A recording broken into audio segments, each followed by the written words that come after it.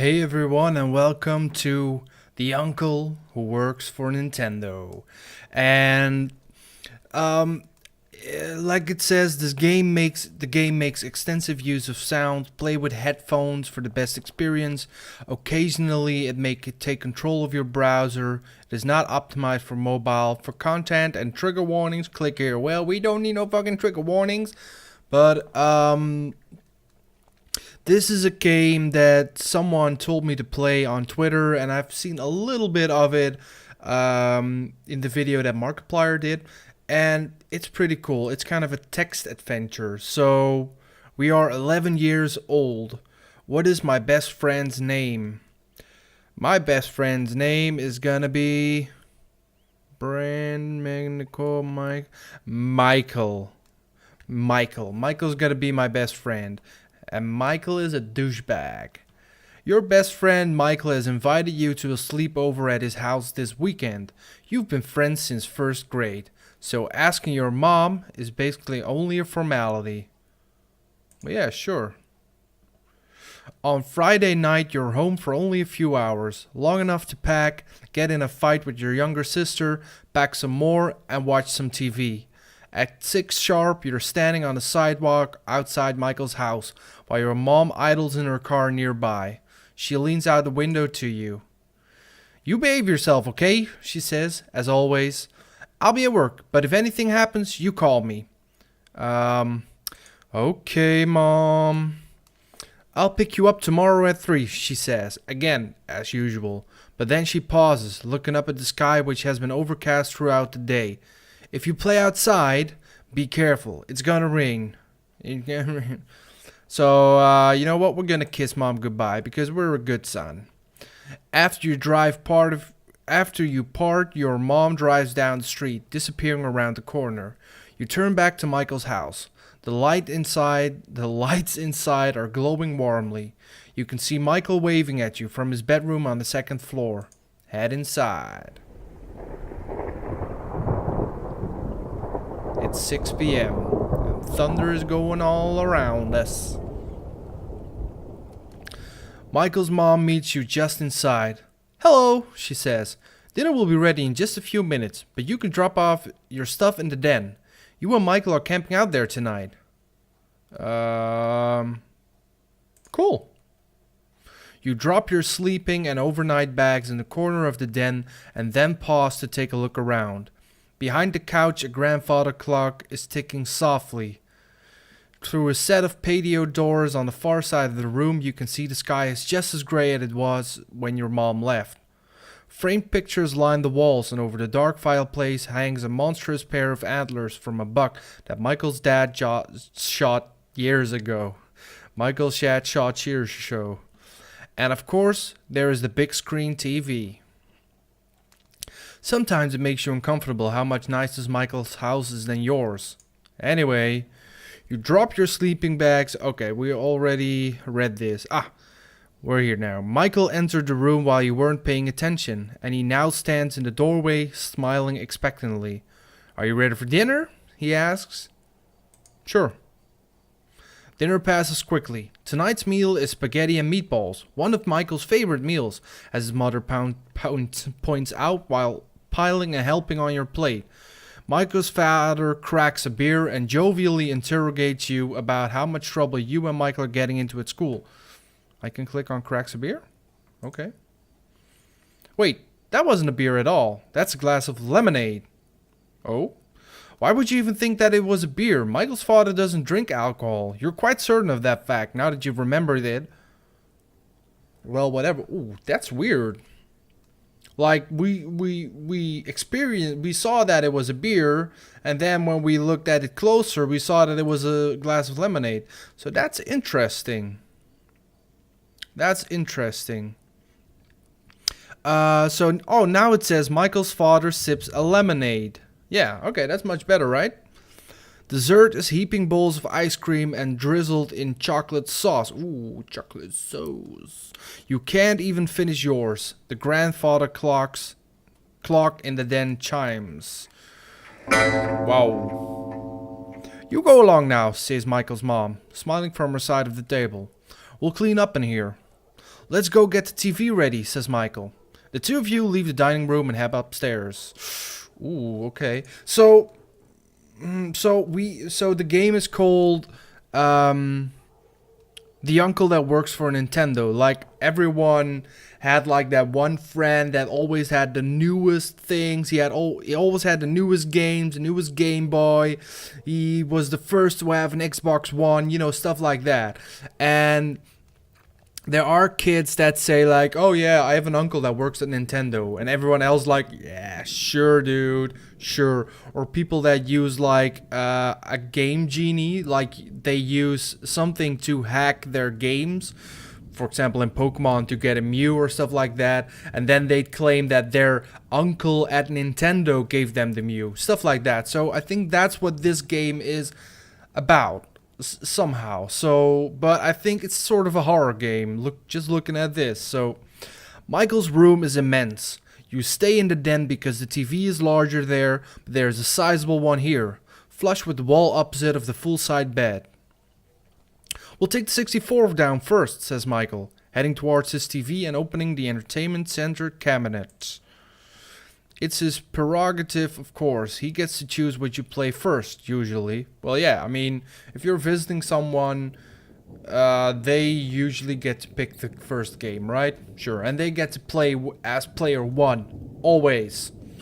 But as Michael begins unhooking the cords of the Nintendo 64 from the TV, you catch sight of the other things he has in there. Okay.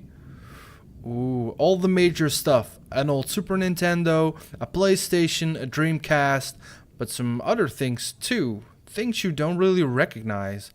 A large black box with green highlights, a smaller purple one, a strange white and yellow tower with what looked like gloves resting on hooks on either side, a compact white cone. Oh, so a large black box with green highlights. Could that be the original Xbox? And a smaller purple one could be a GameCube, maybe? Okay, cool. What are those? No, you know what? Those look cool. Michael looks through the clutter in the cabinet. Oh yeah, he says. They're pretty cool. I can't show them to you yet. I can't show them to you, though. They're still secret. I promised my uncle. Of course, you suddenly remember his uncle. The uncle who works for Nintendo. Ooh. Oh, we have sounds now. In the corner, the grandfather clock is ticking softly. Through a nearby set of patio doors, you can see it's getting quite dark. Framed pictures line the walls.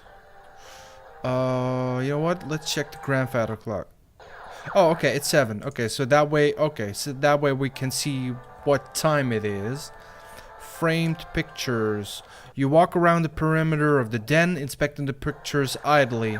Most of them are family portraits from years past. Michael cradled lovely between his mother and father, or any one of the three on their own. A happy, tidy family.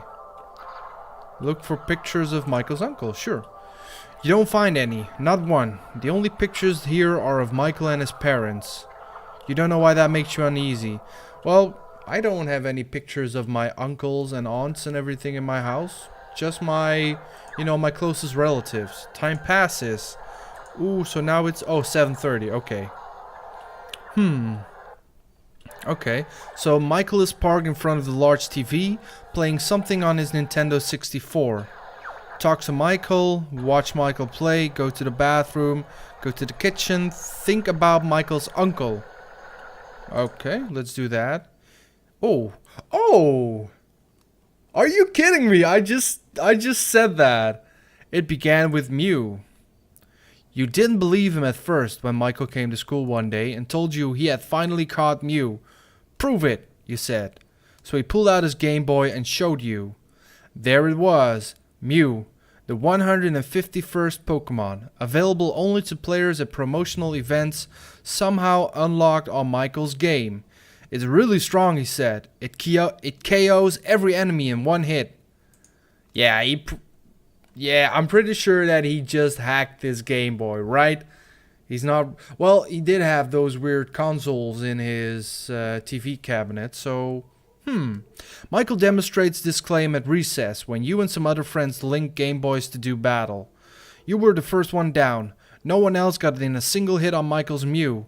You asked Michael how he managed to get it. Wait, no one else. In a few days, everyone had quit playing Pokemon at recess. The allure had faded. Okay, so he ruined Pokemon for everyone at school with his Mew. That's a douchebag move, man. You asked Michael how he managed to get it. Oh, my uncle got a job at Nintendo, he said. You were walking home together, past one of the construction crews. Michael still lived next door to you at the time. Oh, construction crews? There has been a storm not so long ago. Trees were down all over town. Buildings had collapsed. You were standing at an intersection with Michael as a truck rumbled by, loaded up with ragged tree trunks. What a bad storm. Okay, we're back here. So, Michael still lived next door to you at the time. Wait, this couldn't have been too long ago. When did Michael move? There was something nice about being neighbors. Oh. He also got me this He also got me this new Game Boy, said Michael, pulling it out of his pocket. You hadn't noticed it earlier, but yes, Michael now had a sleek new Game Boy Color. Until today, he had one of the old ones, a big gray brick like yours. I had a see-through one, the original Game Boy. That was such a cool fucking thing. You could see all the chips and wires. This one's a special edition, Michael said. Isn't it cool? You agreed. You snap out of your reflections. The clock chimes. Ooh, you were in the den. So what's it now, 8? Yeah, it's 8. Those are some really weird sounds. Remember you own Mew. Let's go to the bathroom. You head to the bathroom down the hall from the den. There's a shower, a linen closet, and a toilet. Okay, let's inspect the shower. The shower is pristinely clean. Are you done here? A linen closet. It's a linen closet filled with large fluffy towels and washcloth. You're not sure why you looked in here. Is there anything in here? You don't have to go right now. Okay. So maybe... I have a feeling that if I say watch Michael play, time is just gonna pass without doing anything. So maybe talk to Michael. What would you like to talk about? School, games? Ask if Michael thinks the storm will be as bad as the last one. Maybe games? You bring up the subject of the new Pokemon games through some rumors you read on the internet when you were supposed to be working in a computer lab at school. Michael meticulously debunks or confirms everything you have to say, all based on, of course, what his uncle has told him. An hour passes. The clock chimes. You're in the den. Ooh, okay. Michael's mother bustles into the room, holding a large ceramic bowl filled with popcorn under her arm. How are you kids doing? She asks. Good, Michael says, his eyes not moving from the television. I hope you're having fun, says Michael's mom. Here's some popcorn. Extra butter! She places it on the floor by Michael. Almost immediately, Michael is shoveling popcorn into his mouth. Meanwhile, his mother smiles first at him and then back at you. There are sodas in the kitchen if you get thirsty, she says. And some pizza from the other night if you get hungry. Thank you. She looks at Michael. Your father's gone to bed. I'll be there soon myself. I want you two to keep it quiet, alright? Yes, Mom, Michael says tiredly. Oh, and before I forget, she adds, your uncle called. He suddenly has some business here in town tomorrow, but he's driving in early. He'll be here around midnight. Oh, so something's gonna happen around midnight. Is he gonna give me games or something? Maybe? For the first time, Michael stops playing his game, stops eating popcorn, and turns to look at his mother. Okay, he says.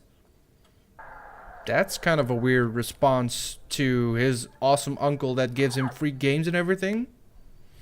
I want you two to welcome him in. He'll be very tired and very hungry, so offer him something to eat before he goes to bed. So he lives there or something? Oh no, wait, he was visiting, right? Yeah. Okay, Mom. Good night, kids. And with that, she's gone. Oh, they're playing Mario Kart. Cool. Well, it's okay. It's 9 p.m. So 3 more hours until the uncle comes. Frame pictures, bowl of popcorn. Maybe is there something else?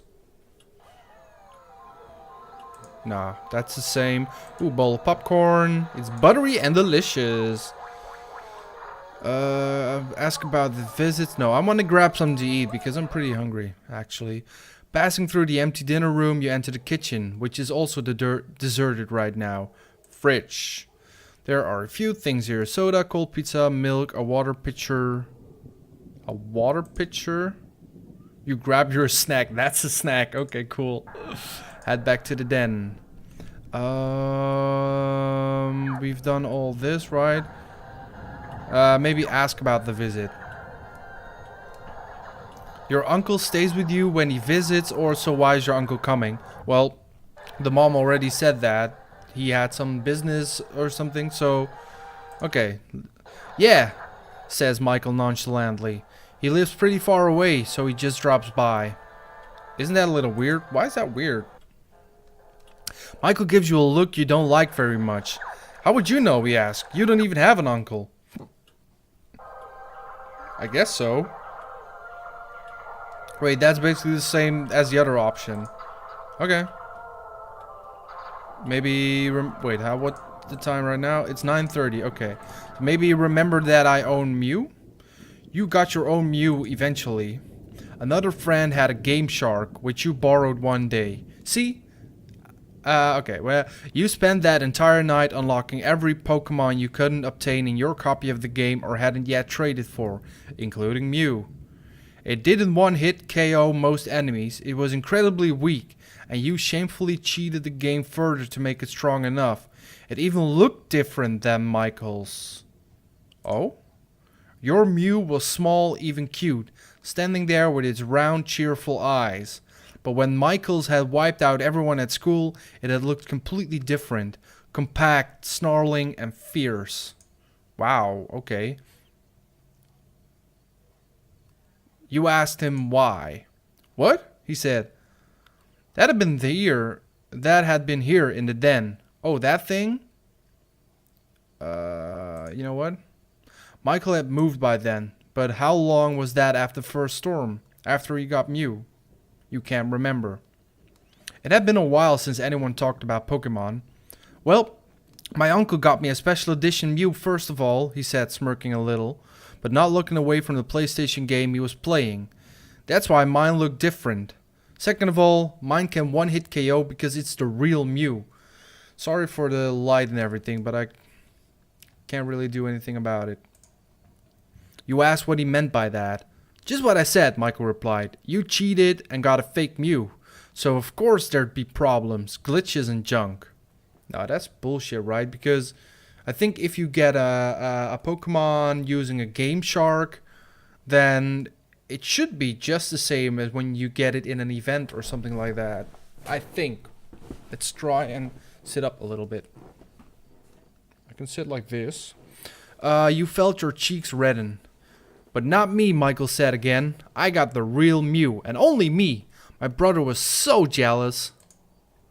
Michael's brother. What about him? Why does remembering that comment make you feel uneasy? You snap out of your reflections. The clock chimes. Okay, so it's 10 o'clock. Wait. He has a brother? But there were they were talking about 3, right? Or any one of the 3 on their own. Michael, mother or father. Wait, no, something is wrong here. Where's Michael's brother? You know he has a brother, you know it, except he's not here in any of the pictures, and you think harder about the brother. He was older, not much, 1 or 2 years? A jerk sometimes, but not any more of a jerk than you are to your little sister. When it snowed, your mom would pay him to shovel the sidewalk outside the house. He lived next door. His name was... Remember his name. You can't remember his name. Ask Michael about his brother. Yeah. No, that's kind of weird to ask. Like, it's the den. Maybe that's just a place where Michael comes. So, where's your brother tonight? Michael pauses the game he's playing and gives you an odd look. I don't have a brother, he says. But I remember him. There's a long moment of uncomfortable silence, broken only by distant thunder, the Nintendo, and the clock ticking. Wasn't he playing a PlayStation? And now he's playing a Nintendo? You're such a weirdo, says Michael, and turns back to the Nintendo. The subject, it seems, has been dropped. Time passes. Wait, 10:30. Okay, 1.5 hours left till the uncle comes. But did the uncle do something to the brother or something? Okay. Let's see. Do we have call your mom? No, wait. I was supposed to call her if something's up, right? I don't know. Let's get back to the kitchen. I want to eat more. Passing through the empty dining room, you enter the kitchen, which is also deserted right now. Fridge. Cold pizza. Thank you. Oh, okay. So that passes the time. I don't know. Maybe it's a new option, so maybe we should just call. Passing through the empty dining room, you enter the kitchen where the phone sits on the counter. Call mom. You dial your mom's work number and wait. She picks up after 3 rings. Hi, Mom. Honey, she says, I'm busy. You shouldn't just be calling me at work whenever you want. Is everything okay? I want to go home. No, it's not okay. I just wanted to talk, I guess. Listen, I'm busy. Don't call me unless it's important. No, I don't want to go home. Sorry. Just don't call again unless it's an emergency, okay? And with that, she hangs up. You head back.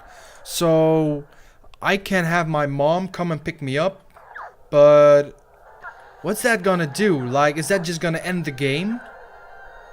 I don't fucking know. And I'm just gonna close the blinds real quick. 1 second. You regret that kitchen trip earlier. Now you have to go to the bathroom. Hey, that's new. So let's go to the bathroom. You head to the bathroom down the hall from the den. There's a shower. Whoa, wait, what? There's nothing in the shower. No bottles of soap or shampoo and no shower head or faucet. It's just an empty box. What's going on here? You head to the bathroom down the hall from the den. Linen closet. The closet is completely empty. The walls are a strange untextured white. Untextured? Are we in a game or something? So there's a shower, linen closet, and a toilet. You realize there's something wrong with the toilet. The water in the bowl looks solid, like glass. And when you attempt to turn the handle, nothing happens, but the toilet emits the sound of flushing anyway. You suddenly don't feel like having to go anymore. Okay, what? So, it was talking about being untextured, so I'm guessing that we're in some kind of game? Virtual reality thing? The clock chimes. Oh, wait, what? The grandfather clock chimes the hour as Michael suddenly looks up from the Nintendo 64. It's time, he says. Why would I... Wait, I think that means that it's 12, right? That it's midnight? But these two answers don't make sense. Stop being weird and I don't want to play games anymore. Well, it's time. That does sound a little bit weird. Whoa. Whoa! That's him, says Michael, standing up. I should go let him in. As he leaves the den, you realize you could follow, but a part of you really feels like being scarce for a bit. That does not sound nice, so I'm gonna be...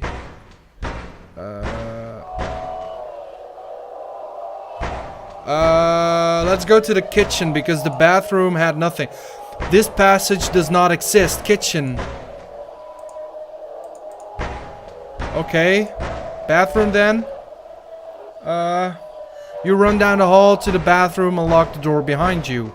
Or at least, it could have been a bathroom. The walls are bare and white and there's no sink or toilet, but there are some odd featureless white boxes that could stand in for a shower or a linen closet. Linen closet? You crawl... Oh my god. The sounds, man. You crawl into the plain white box that is about the size of a linen closet and close it behind you. From the front of the house you can hear the front door slam open.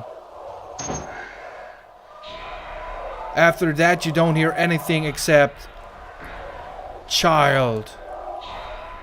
Oh my god. It actually... Okay, bad expression. Child. The rain. No, not just the rain, but that voice in the back of your head. Like, I am coming for you, child. Like something you can't even begin to describe. Though you lock the door behind you, you hear it open easily. Something walks in. Hold your breath or close your eyes. I'm gonna hold my breath because closing my eyes don't really do. You're not sure how you know something is out there because you don't exactly, oh child, hear it moving. But you know it's there and you know it's stopped. Poor child. Right outside your hiding spot.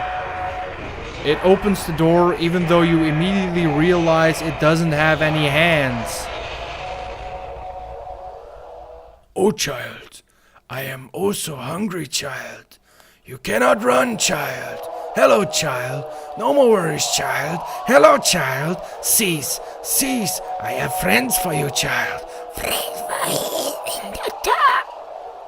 Oh my god, what the fuck? Oh my god, it just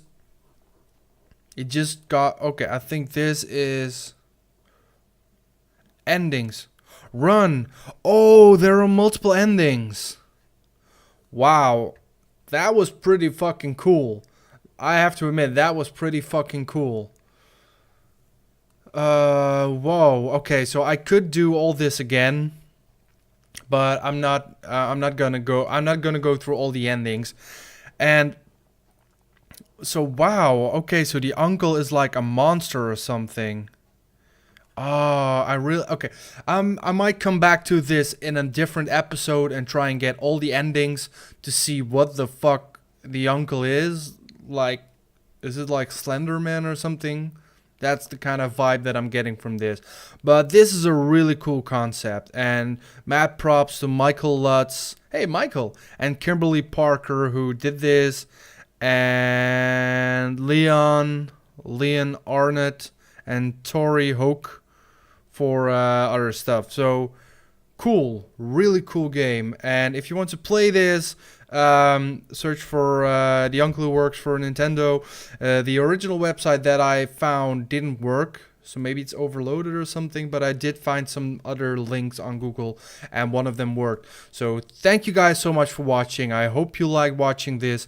If you liked it, hit that like button. If you want to see more of my content, go and subscribe. And I will see you guys in the next episode. Bye!